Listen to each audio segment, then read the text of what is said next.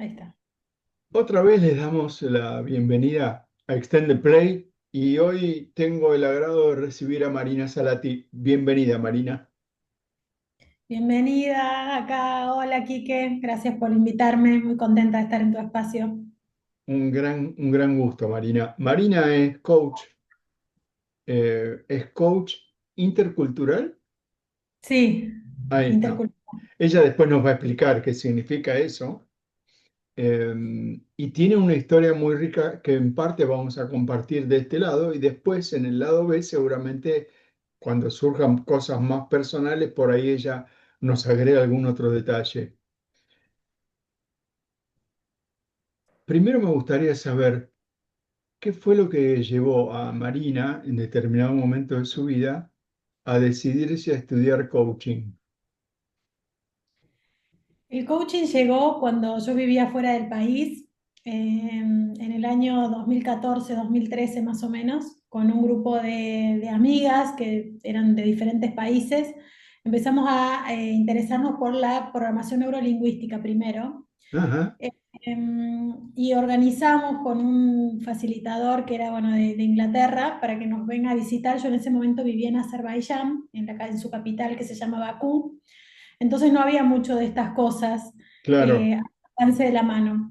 Y ahí fue cuando por primera vez escuché la palabra coaching y empecé a leer, pero muy, muy como despacito. Recién a mi regreso a Argentina, yo misma hice un proceso de coaching y ahí fue que con todo mi proyecto de acompañar a otras personas cuando viven en otros países, a querer también hacer lo mismo desde ese lugar, desde el coaching y bueno, por la transformación que a mí me generó en ese momento. Qué interesante.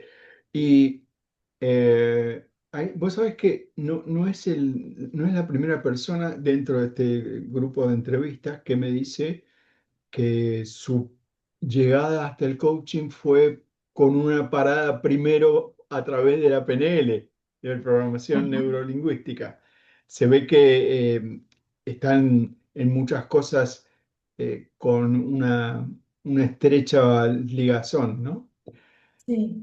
Y entonces estudiaste aquí en Argentina. Estudié, sí, en la ELAC, en la Escuela Latinoamericana de Coaching. Fueron 2 años, que fueron 2 años hermosos, en donde conocí gente, mentores, que hoy al día de hoy continuamos la amistad y, bueno, también ha habido proyectos en común. Eh, Así que bueno, fue un proceso donde trabajé intensamente, sobre todo en algunas emociones que nunca había nombrado, nunca las había trabajado, creencias limitantes, así que bueno, fue un hermoso proceso estudiar en esa escuela. Contame, ¿qué descubrió Marina de ella misma al estudiar coaching ontológico? A mí el coaching parece frases hechas a veces, ¿no? Cuando decimos el aprender a preguntarnos y demás, Sí. pero el hacerme preguntas fue un gran primer paso. eh, Vos sabés que sobre- por ahí son frases hechas para quienes transitamos el mundo del coaching, pero aquí mm, hay muchas personas que nos escuchan desde otro lugar y desde otras disciplinas, y entonces está bueno eso, aprender a preguntar y preguntarse uno mismo. Aprender a preguntarme, sobre todo a qué estoy dispuesta, una pregunta que la sigo manteniendo hasta el día de hoy, así sea para, tengo ganas de ir al súper o a irme a tomar un café, ¿de qué tengo ganas, no? Esa pregunta a mí me parece una pregunta simple pero poderosa para aprender a poner mis propios límites. Es algo en lo cual eh, me trajo mucho aprendizaje, sobre todo a aprender la polaridad de los sí y los no, ¿no? Yo te digo que sí a vos y en este momento estoy diciéndole que no a alguna otra cosa. Claro, Eh, y claro. sin tener que justificarme, no, por esto, por lo otro, simplemente no. Y el coaching trajo esa distinción de cuando vemos la mancha en la pared y después no podemos dejar de verla, decir, qué bueno poder ver, qué bueno hacer ese clic de darme cuenta. Después hay un proceso para andar en la práctica, pero esos primeros clics son de mucho valor para mí.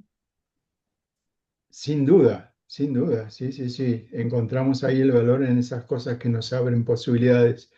¿Y qué fue lo que entonces, cuál fue el clic que apareció en Marina para dedicarse a personas que son expatriados o que tienen otras culturas o que viven en otros lugares.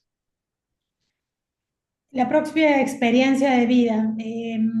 Elegí vivir en diferentes países por muchos años, acompañando un proyecto familiar también, y eso hizo que me viera yo en distintos momentos con distintos grupos de personas, que más allá de las culturas, de la forma de vestirse, de religiones, de la forma de pensar, darme cuenta que a todos nos atraviesan las mismas emociones, el mismo lenguaje, cuando hablábamos de desarraigo, del amor, de las relaciones, de los duelos, del hecho de vivir lejos de nuestras familias, de cómo armamos o construíamos esas relaciones de amistad que fueron familia y también lo siguen siendo. Y desde ese lugar fue como que un día, cuando también vivía en Azerbaiyán, que fue mi último destino fuera del país, en una reunión que yo coordinaba grupo de mujeres, éramos de por lo menos 11 nacionalidades, y Ah, ahí fue que me di cuenta de eso, de decir, bueno, más allá de que, no sé, mi amiga Laura de la India comía con la mano, la otra con la burka, yo contando de mis experiencias de Argentina y demás, el lenguaje común era de la emoción. Y eso fue como también esa cosa previa a empezar a indagar en mí desde otro lugar antes de que volviera a Argentina. Y, y acompañar a otro en ese proceso, que yo no lo tuve en ese momento. no tuviste a nadie que te acompañara. Claro, no tuve a nadie que me acompañe. Sí, con las personas que estábamos en ese momento, pero no como desde una mirada desde otra persona ya con la experiencia, que cada experiencia es única. Sin duda. Y yo digo, no es que va a ser fácil, sí puedo facilitar ese asentamiento, ese landing, para que sea más amoroso, para que sea más cuidado también para la persona y conectado con sus propios deseos. Yo digo que en una familia que se muda a otro país, cada uno de los integrantes tiene distintos dolores.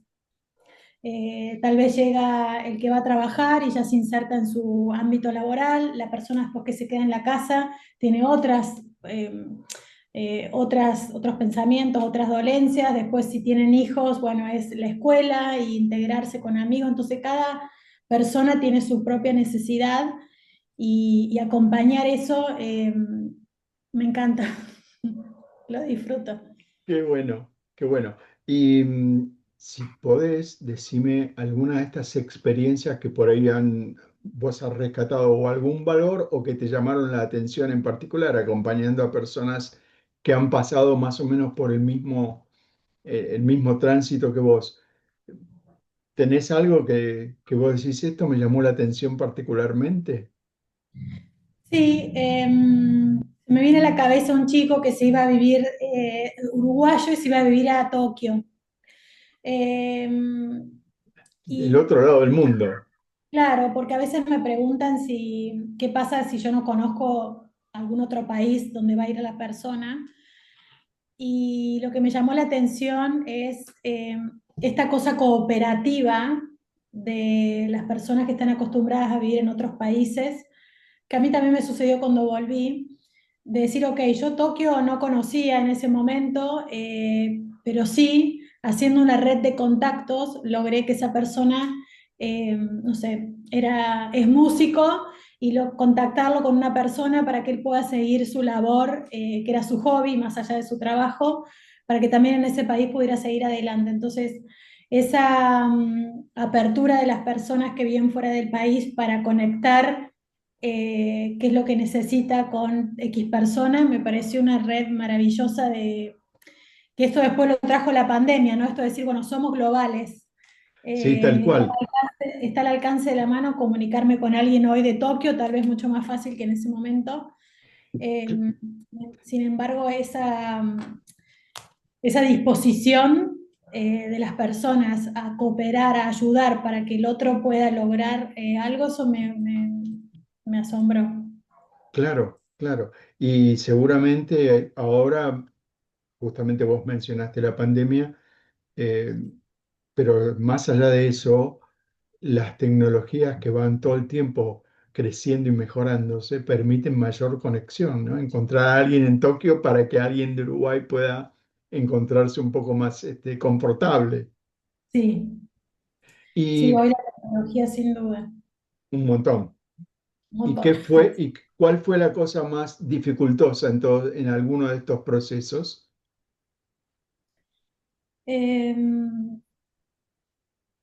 la sensación de las personas y también lo viví en carne propia de poder integrarnos entre quienes fuimos en el país de origen y quiénes estamos siendo hoy, eh, y convivir con eso de no soy ni de acá ni de allá. Claro, Eh, yo nací en Córdoba, por ejemplo, hoy vivo en Buenos Aires.